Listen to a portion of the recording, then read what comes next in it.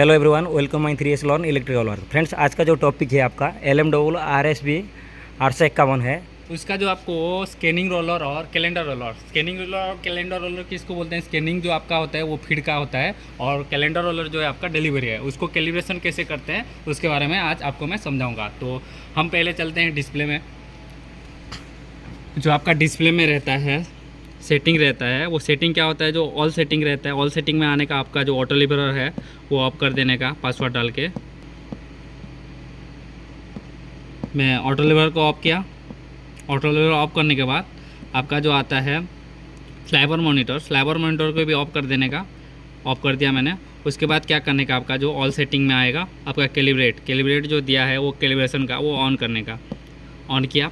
अभी इसमें आपका जो ऑटो लिबरर यूनिट RSB 851 में एक अलग सा दिया है आपका। ये देखो, ये जो छोटा सा बॉक्स है ये आपका ऑटो लिबरर यूनिट है।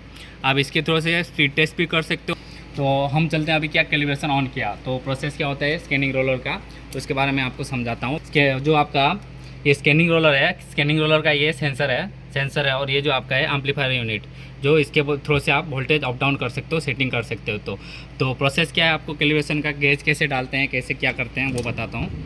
तो क्या होता है, पहले इसका जो होता है स्कैनिंग रोलर में 4 का गेज डालने का, 4 का डाल के आपका जो सेंसर का टारगेट का सेंसर का कितना रहना चाहिए, 6 mm का गेज जाना चाहिए, टाइटली जाना चाहिए। देखो हमारा 6 mm का गेज है ना, टाइटली जा रहा है, ठीक है। तो ये आपका हो गया सेंसर टारगेट का सेटिंग हो गया। सेंसर टारगेट 4 डालने का, आप स्कैनिंग रोलर में 4 का गेज डालने का, और 6 का आपका टारगेट के साथ सेंसर का सेट करने का, ये हो गया। उसके बाद क्या है, ये जो वोल्टेज सेट होता है ये 3 और 5 का होता है, ठीक है। मैं ये क्या कर रहा हूँ, 3 का गेज, देखो 3 का गेज मैं क्या किया, स्कैनिंग रोलर के अंदर डाला, या हाथ से इसको देने का लोड, इसमें बटन नहीं रहता है, हाथ से लोड देने का, लोड दिया मैंने। अभी आप देखो ऑटो लिबरर यूनिट में कितना आया है, 3.26 आया है, 3.26 वोल्ट। इसको कितना करने का, 3 का गेज डाल के आपको 330 करने का। 330 किससे करने का, एम्पलीफायर यूनिट का। ये जो आपका R7 है, छोटा वाला गेज डाला है तो 3 डाला है तो R7 से कर, मतलब ज़्यादा घटाने का या बढ़ाने का जो भी करने का, मतलब R7 से करने का। अभी 3 का गेज डाला हूँ, मेरे को 330 चाहिए वोल्टेज, 330 चाहिए वोल्टेज, मेरे को 330 चाहिए। तो मैं R7 से अभी इसको, ये देखो R7 में मैं डाला पॉट, R7 पॉट में डाला। अभी देखो ऑटो लिबरर यूनिट में मैं बढ़ा रहा हूँ, 26 था, इसको मैं 30 करूँगा, हो गया 30-31 चलेगा, 30 बराबर 30 आ गया।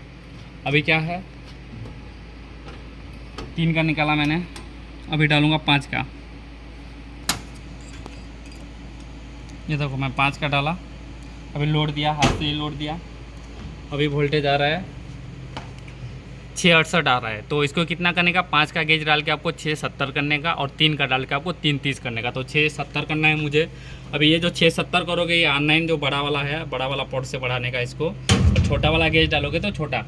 तो अभी मैं उसको 70 कर रहा हूँ, 670 69 चलेगा आसपास, ठीक है। जब तक वोल्टेज सेट नहीं हो जाएगा, 3 और 5 का रिपीट करते रहने का। अभी मैं 5 का निकालता हूँ, 3 का डालता हूँ,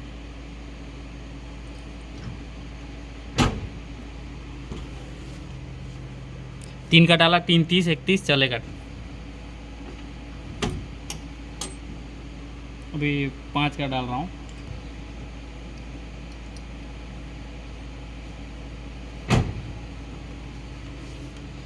ये देखो 670 बराबर, और 3 और 5 का आ गया वोल्टेज।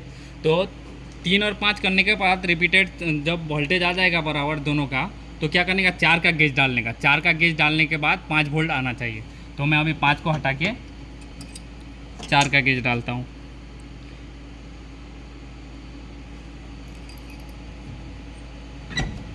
चार का डाला, दोनों करने के बाद बराबर 5 वोल्ट आ जाना चाहिए। तो 5 वोल्ट आ गया। अभी कैलिब्रेशन कंप्लीट हो गया। अभी स्पीड टेस्ट करना है तो आपको नेक्स्ट वीडियो में मैं बताता हूँ। फ्रेंड्स, इसमें कहाँ पे कुछ डाउट होता है तो हम लोग को कमेंट सेक्शन में कमेंट कीजिए। मिलते हैं नेक्स्ट वीडियो में। जय हिंद फ्रेंड्स।